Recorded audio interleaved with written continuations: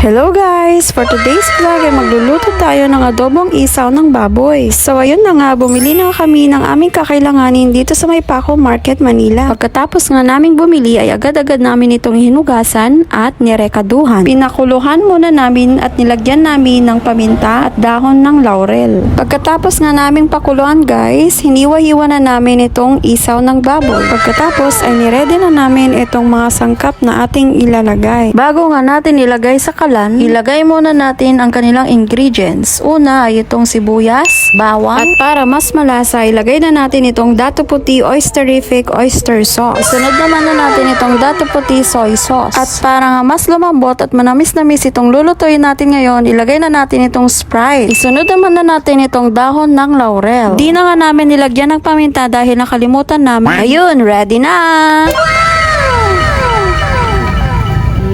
At ayun na nga, takpan muna natin habang hinihintay nating kumulo. Kumulo ang dugo ko sa iyo. Charot! At ito na nga, may nag-aabang sa ating ulam. Huwag mo lang ituloy kung anong binabalak mo, Ming-Ming. Lagot ka sa akin. There you go, guys. Malapit ng maluto.